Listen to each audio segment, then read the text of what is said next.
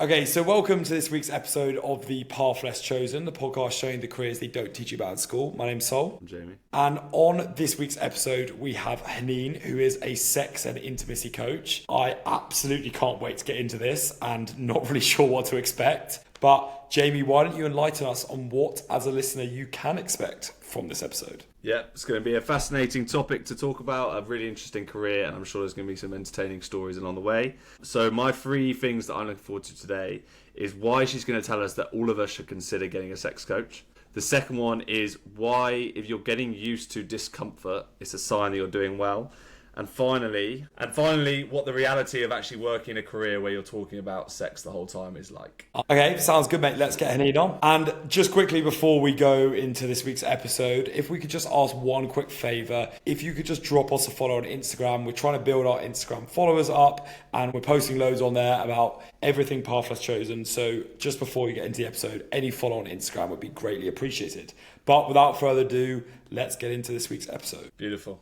Okay, so Haneen, thank you so much for coming on and can't wait to get into this. So what, firstly, is the biggest thing that you've learned about sex, having spoken to so many people about it? Wow. Starting in with a really casual question there. So yeah. Now, the biggest thing, I don't know if it's the biggest, but maybe the most common or the most shocking, or what's a better angle here? Let's go for the most common. Okay. I think it's the level to which people are so focused on the other person's experience in sex. That's almost universal. It's so rare to find people whose metric of success is really rooted in their own pleasure. It's so external. It's did they orgasm? Did they say good things about me? How long was our sex? Are they enjoying it? They didn't give me any feedback. And so I think a lot of people just don't have the skill set to be ooh, what do I actually want? How do I feel about this? What would be good sex for me? And so, yeah, I guess because they've got all of this conditioning around what good sex is, I'm having to help re-educate them so that the answer comes from inside them, as cheesy as that sounds. No, it's a good answer. And then I think what I'm interested to know then is because I often, when I'm thinking about different therapies or different counsellors, or when you're going to speak to someone about a certain topic, a lot of people that I speak to use the analogy you don't just go to the gym when your muscle's broken, right? So I'm interested to know a little bit more about around the industry. Is it something that you think every single individual, every single couple should actively go and seek someone like yourself to help them? I love this question because it's true. People come in when there are issues rather than it's so. I have had couples that come in when a couple that are, I think 50 or 40, but they have kids and they have bone night every week, as they call it. And they're there's no issue with our sex, but we just want it to be even better. And I was you guys are not the norm. And I'm so happy to have you in my practice. So what I love about what I do is it looks very niche on the outset. It's oh, sex and intimacy, let's go to Haneen for that. But what people come out with is, wow, everything is a domino effect. In fact, maybe sex is one of the last things to change because that's sort of the harder thing. But it's what they come to with their boss at work, being more direct about their promotion, for example, or being able to actually rest and play more in the rest of their lives. There are all these knock-on effects because how we do sex is how we do life. And so I think if sex is, and this was my inroad, if you see sex as a really powerful catalyst to look at your life. So for some people it might be breath work, for some people it might be psychedelics. For me it was sex. That was my portal into self-development. It was my way of looking at my relationship to my desires, my boundaries, my power, my anger. So yeah, it's not just about sex. I do really recommend people do sex and intimacy coaching, but they've got to feel, I guess, willing to go there because it's so, I waste no time on I think I go straight in, like you did with the podcast. You skip the foreplay, you just went right in. And I was I think I do the same in my coaching practice. It's right, let's talk about penises and vulvas and sex and just make it super explicit. And what's your favorite masturbation fantasy? And tell me all the things. And there's so much exuberance that I think I very quickly dismantle that sort of shame that we often have about speaking about sex. So that's a bit of that's my take on it. No, that's fascinating, and kind of was the answer that I guess I was expecting, and you're coming from someone who has the perspective of being inside the industry. So then why is it, and you mentioned there they've got to be willing to do so, why is it that society in general and the way that people talk about it, why do you think people are reluctant to come to someone like you in the first place? So I don't know if it's reluctance. First, it's like awareness. Most people don't know that a job such as a sex and intimacy coach exists. And then if they do, the resistance would probably be around, it's interesting because most people who come to me have already thought about like, I'm ready. So it's like, I don't necessarily hear from people who have resistance, but I'm willing to bet that it's like, no, we can do this behind closed doors. We don't need to involve someone else in our relationship. These days, there are like various courses you can take and apps that help you, like, oh my God, yes, for example. So people, I guess it's such a closed door thing to keep that private is something a lot of couples like to protect. And I also see actually a difference, like I get a lot more people coming from one side of the couple. So it's often probably quite common that one half is less open about talking about sex than the other. So there's always one person driving self-development and newness and novelty and creativity, and the other's like, I don't really want to do that. Actually, I think that's just too much for me to like talk to someone about all my vulnerabilities and what I'm like in bed. They're the people I most want to chat to. But to go maybe a level deeper, why is it like in society that you think some people, they'll probably know that in their head it would be good for them to come and see someone like yourself, but the way that society I guess is and the taboo around it, perhaps something's holding them back from doing it, you know, why is that? Yeah, I love it. The question. I think this, I'm just as a bonus being like, this would also help me solve some business like client issues. I could really get you some more clients. Really easy. Great Okay, benefit. so the first thing, yeah, it's kind of business coaching session. I think the first piece would probably be like, it's so fucking hard to market sex and intimacy coaching, by the way. Like there is so much shadow banning, so much censorship in like Instagram and Facebook that it makes it really hard for people to actually educate the world about like why sexuality is so important. So I think first of all, it's like just simply getting across what it is to others can be already muted or censored, I guess, in social media. Yeah. And then the second thing from a more personal standpoint, and I want to think more deeply about this, so give me a second. Maybe there's like a cynicism around like, how can someone, especially because a lot of my sessions are online, how can something that's so intimate and embodied be possible to transform through online sessions? Like, surely I would need, like, short of being like a sex worker or a sexual surrogate, like, how would someone who's like online be able to help me connect with my body? So maybe there's some cynicism there. And I love answering that question. I don't know whether to in this podcast episode, but I would say this, and then quite honestly, I think there's something about not appreciating how widespread or deep this work is. So we talked at the beginning of this podcast of like, what does a sex and intimacy coach do? And then I explained sort of some of the wider benefits. I think most people just don't trust that that's the case. They go, no, let me just go to a life coach and talk about this problem rather than someone who's super niche. So I think there's probably maybe a narrow-mindedness around the potential benefits or transformations from this work. Amazing. So interesting. And that actually, where you pause there as to saying whether you're going to get into it or not was exactly where I'd love to go with the next question, which is, I think even for kind of like therapy or something along those lines, people really struggle to actually know what happens when you walk into a therapist room and sit down. I can imagine that unknowing aspect is 100 times more for sex coaching, right? So I'd love to know, how do you begin? What if I walked in and had a session with you? What would the first thing or the first few things you'd say to me be? Yeah, great. I get mostly men. I get like 70% men right now. So it depends on also what your problem is that you come in with. So I think the first few things that I would do is get people to share some of the wider context about what they're experiencing. So like walk me through, like chronologically, for example, if it's about a date and you're struggling with like how to escalate from platonic to sexual interest, for example, or you're struggling to, I guess, perform in bed, talk me through how that feels for you, right? And then I might slow that process down when I feel that they're something in their body. I'll observe their body language as they're talking about it. And then I might pause them and inquire a bit deeper about what the emotion is that's going on there. And basically pinpoint what's the piece that's scaring them. Where's their fear? And then I take that very piece and I sort of bring it to the table and I help them befriend that. So let's say the fear is, I don't want to be seen as a creep or a failure. Then I might do something like, okay, let's be a creep. Let's be a failure or something, or be the thing that you really fear being. And then we'll engage in quite a playful role play. For example, about whatever, them saying something they really desire, but emphasized in a way that's they fear being perceived as.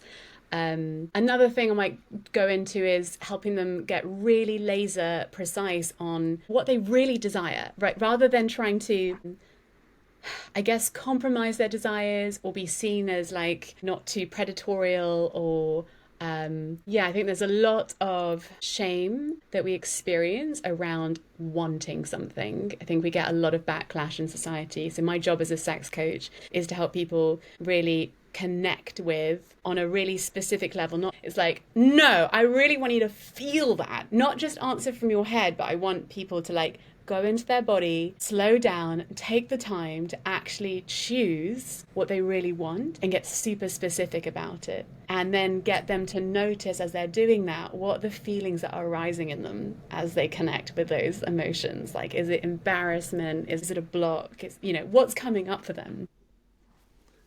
And then I might also, I think a big piece of the work is also just getting them to be really connected to what is happening here. So training them to have their awareness inwards. We might do a lot of practices to help someone understand what's going on as they might be flirting. So I might be a bit of a surrogate sometimes. I'm like, I will bring in some sexual energy into the space with them and then get them to articulate like moment by moment, like what's going on for them here now, like live. So it's like kind of like a safe practice space basically, and I really love it because I'm a flirtatious person anyway. So, and yeah, the world of sexuality feels very light to me, and so I want to impart that feeling on the other person through various exercises and games and slowing things down and role plays and things like this. But no, that's really interesting because one of my questions that I was kind of going to come to was, how do you actually make people feel comfortable? But you can kind of just tell by like talking to you now, for example, like it's a topic that when you have it with the majority of people because of their mindset towards the topic, they'd be very different to how you're treating it now, but you're actually making both of us feel comfortable with talking about it in this way. So I guess that kind of answers that and exactly how you go about it. But then I'm interested to like what extent you can kind of make someone feel comfortable, and you don't have to share details and stuff if it's not possible, but it'd be really interesting to know, is there any times where you're trying to allow this free speech of what people's fantasies and desires might be? Is there a line where you actually at some point have to try and tone them down because it might be something so extreme or so out of the box? wow, actually quite the opposite. Really? Okay. Yeah, I think people kind of squash their desires. They don't want to be seen as all the scary things. I don't know if you'll keep this in the podcast, but like, for example, one of the areas I feel passionately about is teaching people about their own fantasies. And there can be some very dark fantasies that people have. And I teach people to understand that it's not what you see on the outside. It's like, what is the fantasy trying to solve for you psychologically? It's like a dream interpretation. And so the way I help them feel safe is by first kind of preempting that it could be something crazy and big and dark. And I give them those examples, and then that sounds so tame in comparison to what I share. And I'm so open about my own sexuality as well. I think that's another way in which I help people feel safe, because I'm like, yeah, I'll lay all my cards out on the table, and I'll give invitations. So you don't have to answer this question. You can start small, and we'll bring our way. So there's choice embedded throughout the entire process. Amazing. And to visualize that, so I'd love to hear about some sort of like clients, the success you've had with a few people. How have you transformed people's sex lives and like lives in general? I love this. I immediately want to look at the post-it notes. I went to this castle experience and I put on this workshop, and people wrote some really beautiful things like, I'm bringing this to my marriage for the next 10 years. Someone wrote something beautiful about pleasure. Thank you for making me believe in the pleasure of pleasure again. Another person wrote about helping them access their trans identity more fully. And even though we were doing nothing even related to their identity as being trans, I've had people who feel like finally they can step into their identity as a man. They've always had this kind of like feeling of being emasculated But I think the most common piece of feedback is about feeling the ability to be seen by others without shame. Like, I think the most common thing I get is like, I can't be seen and liked at the same time, or some version of that. Like, I can't be seen to like all these things about sex or be this kind of person and experience that being good and like being in connection with someone. So I think there's a shamelessness that people walk away with that I fucking love seeing. Like, that's what I want in people. It's like, yeah, like I celebrate myself and all my desires around sexuality and romance. Yeah. I love it. I love it. Yeah. And do you find that in general people are like very responsive when they come to you, or do you find that it really takes a lot to, you know, as Jamie said, I can tell by your energy that you're like, it must be so much easier to open up than people might think. But is there a lot of work to be done with kind of most of the people that you end up seeing at the start, at least? Yeah, it hugely depends on the mindset that someone comes in with. Like, I have a client, he just like came in, he's like, I'm fucking ready, like paid the full sum of 8 sessions, one go. We went weekly, he came to see me in person. He wasted no time. And I was like, damn. And that's actually made me realize that the frequency, like not just like how many sessions, but like how often you do them makes a huge difference. And yeah, and I think I see how people also, like, it's also what you're doing in between sessions that really matter. So that can take like 2 to 3 months if you're that committed and able to like come frequently. Thankfully, I now vet for that in calls. So if I'm doing a discovery call, I can feel when someone's kind of, yeah, I think I'm into this, but then I have a feeling they won't show up. So I really get to the heart of like why they want this change. So it can depend. Yeah, and I think it's really important to mention here that I think therapy is such a good support to the work that I do. Because even though I'm using therapeutic elements, what I do see that comes up that can be like not a blocker, but something that adds challenge to the journey is when there is something that hasn't been fully integrated around their past. Might be sexual trauma, but it might also be other pieces. And that's when I might get them to also find a complementing therapist for this work as well. I usually, and this is the last piece I'll say, is like, I think I'd like to take people into a certain level of self-awareness. That's really important. So if you're like, haven't done any meditation, for example, and you can't really feel your body, I'm not potentially that person that can help you just yet. So there's certain questions, I can just feel it from a conversation, like, is this person ready? Or will they need, and I'll help them get ready by giving them something else and then to tell them to come back to me later. Yeah, it's fascinating. It's insight, and like clearly that when you're having these conversations with people, you know, it's something that's so like deep and meaningful for so many people and everyone that comes to you, that you're going to make quite a profound impact on their lives. And what I found interesting is earlier on you touched on the point that you bring in a lot of like your own personality, your own mindset, your own like flirtatiousness, etc., and sexual energy into the conversation. What I'm then interested in is there like a bit of a blurred line between your professional and your personal life? Do you find a lot of it overlapping, where actually, you know, there's conversations where like, even you're kind of learning stuff maybe about yourself that leads into your own personal life while you're doing something that's actually your profession? I imagine it's much more of an overlap than someone who sits in an office 9 to 5, right? Yeah, I mean, wow. It's such a good question because, like, I'm a solopreneur, so like my business is me. I am my mission in a way. And actually that was there was a toxic blurring at the beginning, admittedly, where it was like, I am only as worthy as how good I am at my role. Like how good I feel, how much impact I make in my role it impacts my and work. And there was this irony of like teaching people about pleasure, but I'm actually working myself to death around my job. And I'm not afraid to admit that. I think it's like one of those rites of passages that can happen when you change career to become self-employed. And then something switched where I realized this work actually isn't about me. This isn't about, I mean, I used to share so many personal stories on social media. You could just Google my name, you'll probably find out what my fantasies are and like the status of my relationship. But then I was like, hang on, there's something not quite right here, because I think I've done quite a lot of the work. And now what I'm showcasing more of are my clients' transformations and highlighting the mission, not focusing the magnifying glass on me anymore. I think there was a subtle shift that happened where, yeah, I wanted to have this detachment. Of course, there will always be a connection in that the people who come to me will usually resonate with my personality and my journey. So I come from this Indian traditional background. I don't think that defines me, but that's certainly part of my journey. And there's a playfulness and a sort of theatricalness that I bring, a lightness. And so I think people who want more play in their therapy, in their coaching, may.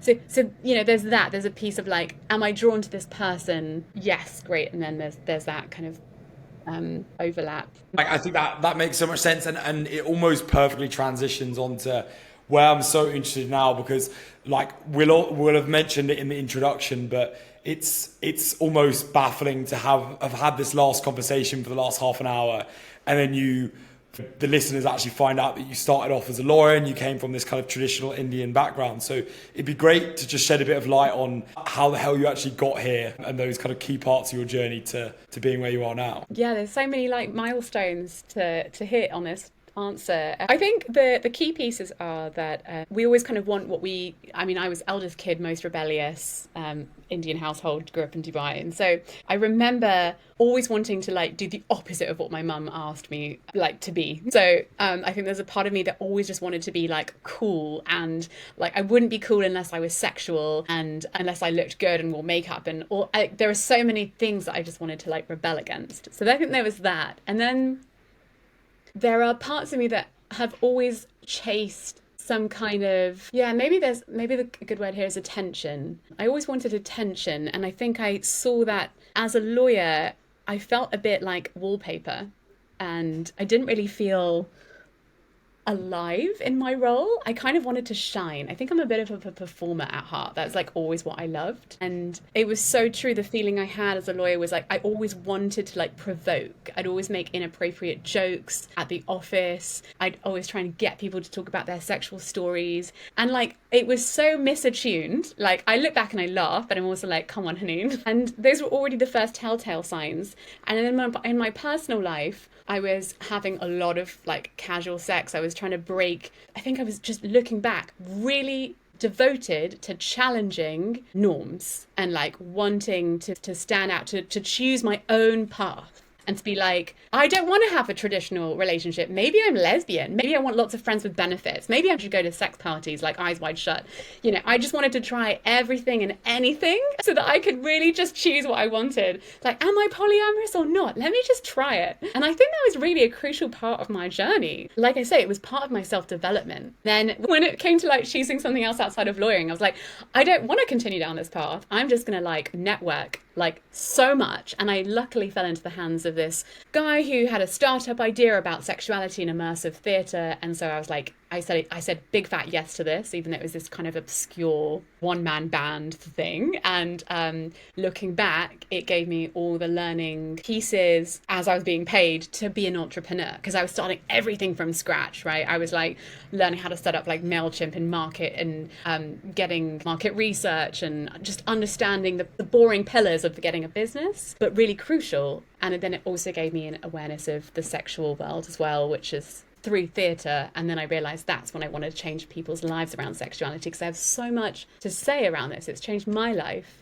hugely. And then when the COVID hit, that's when I decided, okay, I'm just going to let that go. And I don't want to do events anymore, because that's kind of what it felt like. It was an events role, but I took what I learned and then applied it. Little did I know I was going to do my own business, but I made a 10-week kind of book club, I guess, or it ended up being a prototype of it was like a sex club. I called it Sex Homework Society. And we talked about different topics around sex for 10 weeks while everyone was in COVID, and everyone obviously loved it because Zoom was like this new thing and everyone was bored out of their heads. And so obviously it was really successful, and I was like, okay, maybe this could be a real thing. And that's when I decided I'm going to go full time with being a sex and intimacy coach. It's a fascinating journey, and I think you've literally exemplified everything that we're about on this pod, right? You went against the norm and you literally took that to the extreme, right? You were like, how can I possibly rebel the most possible here and go against what everyone else is kind of doing? And I really like that. And what would be really interesting as well is to share with anyone who's kind of listening to that thinking, they might have a big out-of-the-box idea, they might have a really interesting passion that they just don't know anybody that's gone down that route, and the kind of external factors around them would probably be preventing them going down that path. what would your advice be to them? Like, how can someone end up in a position where they're actually doing something that they really enjoy, even if society might not think about it as a traditional career? Yeah, I love that. It really depends on their block. So I can speak from my own experience. I think seeing it not so, I was so lucky that it wasn't like an extreme switch. I think there are ways to do this in a more gradiented way. And like not seeing it as like, I'm going to just drop my job and like go into this thing. Like firstly, sample, talk to people in different roles, or try, you could even go part-time and do it as a passion project on the side. I think what helped me was getting, like, I knew nothing about facilitation. I didn't know how to be a teacher, but I just tried stuff for free as a prototype, and I got that feedback loop. And I think that was really, looking back, such a crucial step for me, because there were so many stories I had about what I was and wasn't capable of. So I think testing and experimenting was very important. Yeah, and just identify what stories you have about your capacity or ability. I thought I could I was like, there's no way I'm going to be self-employed. Like I don't have what it takes. I don't want to be responsible for my own income. And now I'm like, wow, like that seems so absurd to me. Like I don't know why I had these stories about myself. So I would say doing the emotional work around this is just as worthy as trying to find out what is the actual thing you want to work on. Yeah. And I could go into detail around it too, but... No, 100%. It's a beautiful message. It's exactly what we try and do. I think it's fantastic. Like, really, really interesting to listen to. I mean, Sol will sum up.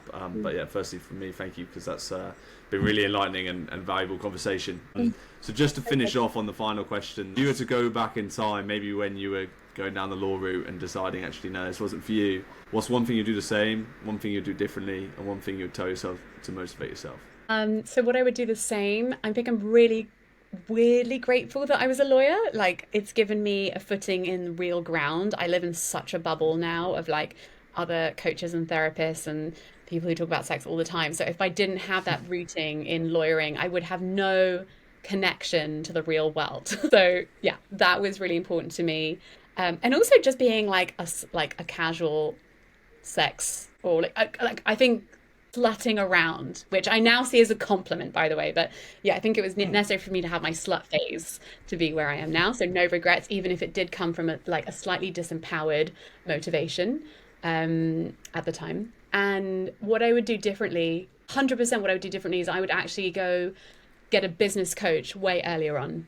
So I think there are two parts of being self-employed. One is the content and delivering. I'm amazing at my zone of genius, which is like coaching and facilitation. I've never been a business person. You know, being self-employed is a spiritual journey, just like being in a partnership is. And I've so many things around scarcity and money and marketing and receiving that I've come into challenge with. So finding myself a business coach earlier on would have saved me a lot of those mistakes and painfulness along the way. Noticing when I go into I'm just going to pay for another training, which was used as a way to not feel as much of an imposter, but actually I shouldn't have been paying for how to be a better sex coach. I should be paying how to be a better business person. That would have been more valuable. What would I tell myself? What would I do say to motivate myself? I think I answered that in the previous question, which is that I would have told myself that it's supposed to feel uncomfortable. And that's when you know you're doing it well. Get used to discomfort quickly. And yeah, I think the thing that I'm still coming across is perfectionism and hyperproductivity is still my Achilles heel. And so I think I would say follow, it's something about prototyping and iterating and falling quick and falling hard and getting back up is follow that, because that will serve you more than all the compliments and the good feedback, which is what I was chasing. Yeah. I love that. And it's so interesting to hear about. I think, Jamie and I came into this episode being we're so interested to know everything about it, but the biggest thing is the taboo. And I think you've really shown that it's nothing to be scared of. It's nothing to be a taboo about. And also the impact you're having in people's lives in general, not just kind of what's going on in the bedroom. So thank you so much for sharing all those insights and for being so bubbly and open and honest about everything. It's been a pleasure to listen to. Oh my God, it's been a pleasure to be on here. Thank you so much, and for spreading word around this area as well, which I really appreciate. So thank you for having me on. Brilliant. Thank you very much, Haneen, for coming on today. Really interesting episode, lots of fascinating conversation. I'm sure my mum and dad are going to love listening back to that one as well. But some brilliant takeaways, and it actually was a really valuable lesson about a really interesting career. So it's exactly what the purpose of this pod is, and thank you very much to Haneen for sharing that. I think there's going to be a lot of takeaways, but I'll pass over to you, Sol, to kick us off for the first one. Yeah, spot on. First one I found so interesting is how motivated she was by making an impact in people's lives. And I kind of teased that out with one of the questions, which is like, what are the actual client journeys that you've been on? And a few of the impacts that she's had have measurably changed people's lives of something that you think is like, you might listen to this and think, oh, that we're just talking about sex. Like, it's just if people are good in the bedroom or not. And actually, it's like, there's a bit more of an overall impact, and to see how much she loved genuinely making an impact in someone's lives, I think is amazing. So if you can find a career where you do genuinely turn someone's life upside down, I think you're on a pretty good track. Yeah. Absolutely, yeah. She's definitely someone who's making a real profound impact on everyone that she works with. So I imagine that's a very rewarding career. Okay, so then my second one, I would say that she's pretty much exemplified what we talk about on the path less chosen, where if she had listened to all of the external factors and the norm around her during her upbringing, like the time that she was going down the law route, etc., she would 100% not be sat here talking to us today about a really fascinating career that she does that not many people will have really heard of and really perceive as a real career. And the fact that she went against it, challenged that, and she just said, like, you've just got to challenge the norm, and you've just got to choose your own path. And you end up doing something that she's clearly very, very passionate about. Yeah, I think that's spot on. And as you say, perfectly sums up the path less chosen, why we started the pod. Nothing more to add on that. And then the last one is, I think also, like, adding on to that point for me, is just at the end of the episode, she touched on the fact that she was really good at doing the actual sex coaching, sex therapy. But what she was struggling with is the whole business aspect. And I think it's a clear indication that I'm sure a lot of people listening have a skill or have something they're really good at, but are put off doing it because they're like, oh, I can never be an entrepreneur. Like, I've got to start. All the risk and all the business aspect, the marketing aspect terrifies me. And she's a great example. Haneen's a great example, I think, of someone who has gone into something and learned the business aspect second, and that's very possible and shouldn't be a reason that someone is put off from starting a business or doing a career that they love. Yeah, very good. I think that's really well summed up as well. So then to go through those 3 key takeaways, the first one is find a career that makes a meaningful impact on other people's lives. The second one is to challenge the norms and the external factors around you.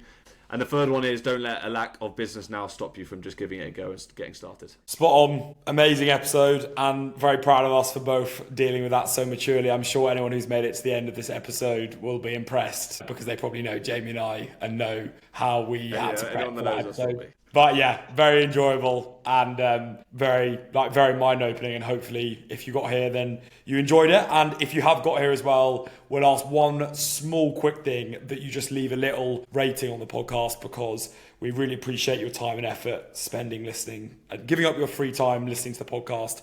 And we want more and more people to find careers like Haneen that are doing something a bit different. So any rating on the pod, on the podcast platform you're listening on, would be greatly appreciated. And we'll catch you next Tuesday for the next episode of The Path Less Chosen.